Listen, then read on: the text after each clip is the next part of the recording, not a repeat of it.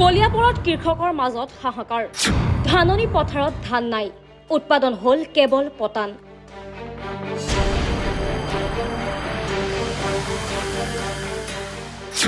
ফলত চিন্তাত মূৰে কপালে হাত দিছে কৃষকে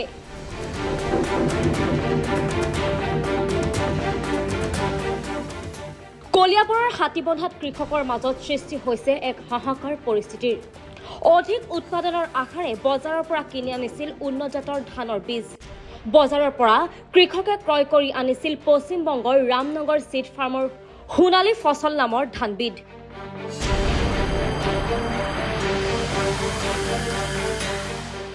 কঠীয়া পাৰি ৰুলে এই বীজৰ ধান লহপহকৈ বাঢ়ি সুন্দৰ সুন্দৰ থোক মেলিলে ধানে পিছে ধান গুটিত কেৱল ওলাল পতান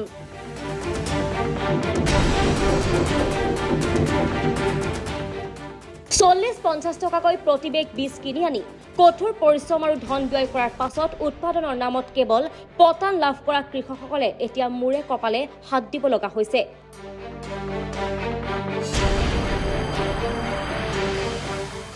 হাতীবন্ধা পথাৰত ধান খেতি কৰা কেইজনমান কৃষকৰ এই অৱস্থা এতিয়া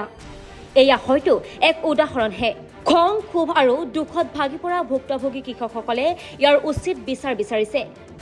সংশ্লিষ্ট কোম্পানীৰ বিৰুদ্ধে ব্যৱস্থা গ্ৰহণৰ লগতে ক্ষতিপূৰণৰ দাবী উত্থাপন কৰিছে অসম চৰকাৰৰ কৃষি বিভাগক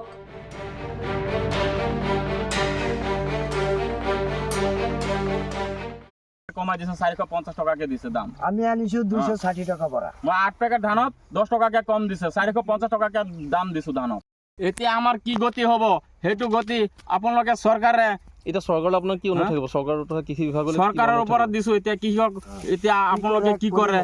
এতিয়া আমি তো বাঁচিব লাগিব আমি দুখীয়া মানুহ কি কৰে চৰকাৰে এই এজন বুঢ়া মানুহ একোৱে নাই একো নাই আমি 2 বিঘা মাটি কৰিছো এতিয়া এই বুঢ়া মানুহটো খেতি পাক মূৰ ঘূৰাই পৰি গৈছে মই টানি উঠাইছো পৰহি হা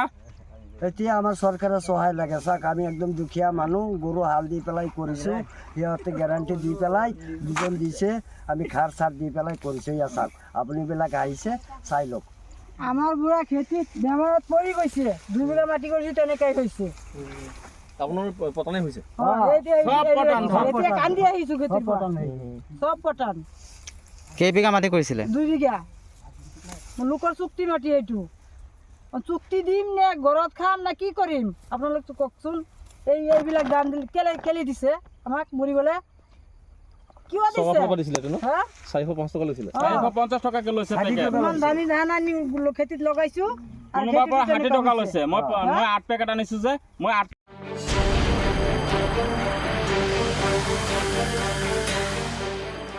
কলিয়াপুৰৰ পৰা নেকিবুৰ ৰহমানৰ প্ৰতিবেদন টাইমছ মিডিয়া 24